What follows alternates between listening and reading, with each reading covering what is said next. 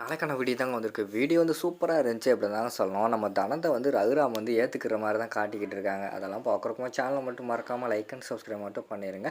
First எடுத்த உடனே வந்து நம்ம சிவராம் கிட்ட வந்து ரகுராம் வந்து பேசிக்கிட்டு இருக்கிற மாதிரி தான் காட்டுறாங்க. அப்போ பார்த்துக்கிட்டோம்னா நம்ம ரகுராம் வந்து சொல்கிறாங்க, சிவராம் இந்த இதை கொண்டு போய் அவகிட்டே கொடுத்துரு அப்படிங்கிற மாதிரி சொல்கிறாங்க. என்னென்ன சொல்கிறீங்க, தனம் வந்து உங்களுக்கு தான் இந்த பரிசு எல்லாமே சேரணும்னு சொல்லிட்டு ஆசையை அவங்களுக்காக கொடுத்தா திருப்பி அவகிட்ட கொடுத்தா அவள் வந்து கஷ்டப்படுவா அப்படிங்கிற மாதிரி சொல்லிக்கிட்டு இருக்காங்க.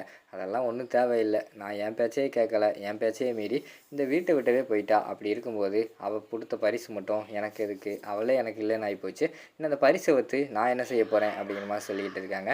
அண்ணே அப்படியெல்லாம் இல்லைண்ணே, கோவத்தில் எடுக்கிற முடிவு அப்படி தானே இருக்கும், கொஞ்சம் யோசிச்சு பாருங்கண்ணே. தானே என்ன இருந்தாலும் வந்து நம்மளோட வீட்டுக்குள்ளனே, அப்படி இருக்கும்போது அவளை ஒதுக்குறது சரி கிடையாதுண்ணே. தயவுசெய்து வந்து என்ன தப்புனாலும் வீட்டுக்கு கூப்பிடுங்கண்ணே அப்படிங்கிற மாதிரி சொல்லிக்கிட்டு இருக்காங்க. ஏய் சிவராம், நான் உங்ககிட்ட என்ன சொன்னேன் அதை மட்டும் செய் அப்படின்னு சொல்லிட்டு ரகுராம் வந்து சொல்கிறாங்க. அண்ணே கொஞ்சம் யோசிச்சு பாருங்க அப்படின்னு சொன்னோன்னே சிவராம் வந்து முறைச்சி பார்க்காங்க.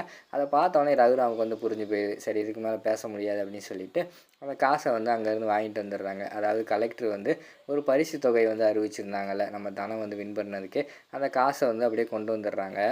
அதை வந்து நம்ம வெளியில் ஜானகி மாயா 2 பேர் பேசிக்கிட்டு இருக்காங்க. அவங்க வந்து பார்த்துடுறாங்க. அப்போ வந்து ஜானகி வந்து கேட்குறாங்க, என்ன சிவராம் காசை வந்து திருப்பி கொண்டு வர, இது வந்து தனத்துக்கு கொடுத்த பரிசு தானே அப்படிங்கிற மாதிரி கேட்டவனையும், ஆமாம் நீ இது வந்து தனத்துக்கு கொடுத்ததான், ஆனால் இதை வந்து தனத்துக்கே திருப்பி கொடுக்க சொல்லி அண்ணன் சொல்லிட்டாரு அப்படிங்கிற மாதிரி சொல்லிக்கிட்டு இருக்காங்க. ஐயோ என்ன இப்படி சொல்லிட்டாரு அப்படின்னா வந்து தனத்தை அவர் வந்து ஏற்றுக்கவே மாட்டாரா, தனத்துக்கு மேலே உள்ள கோவம் வந்து அவளுக்கு குறையவே குறையாதா, எப்போ தான் வந்து தனத்தை ஏற்றுக்க போகிறாரு அப்படிங்கிற மாதிரி சொல்லிக்கிட்டு இருக்காங்க. என்ன நீ புரியாமல் பேசிக்கிட்டு இருக்கீங்க, இப்போ அண்ணன் வந்து திருப்பி கொடுக்க சொன்னதே வந்து தனத்தை ஏற்றுக்கிட்ட மாதிரி தான் அப்படிங்கிற மாதிரி சொல்லிக்கிட்டு இருக்காங்க.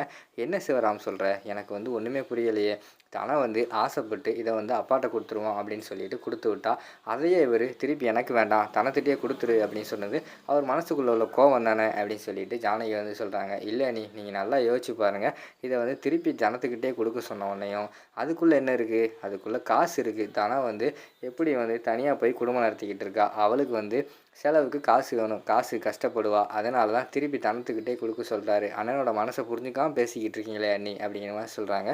ஏய் நான் இந்த சைடில் வந்து யோசிச்சு பார்க்கவே இல்லையே, பரவாயில்ல தனத்துக்கு மேலே அவருக்கு வந்து கொஞ்சம் பாசம் இருக்கத்தானே செய்யுது அப்படிங்கிற மாதிரி வந்து ஜானகி வந்து சொல்லிக்கிட்டு இருக்காங்க.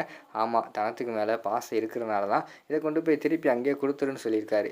இல்லைனா அண்ணன் வந்து இந்த காசை தூக்கி தூர போட்டிருக்கலாம், இல்லைன்னா வேறு யார்கிட்டயா கொடுத்து வச்சுருக்கலாம், திருப்பி வந்து தனத்திட்ட கொடுத்துரு அப்படின்னு சொல்கிறாருன்னா அதுக்கு என்ன காரணம், தனத்துக்கு மேலே உள்ள பாசம்தான் காரணம் அப்படிங்கிற மாதிரி சொல்லிக்கிட்டு இருக்காங்க.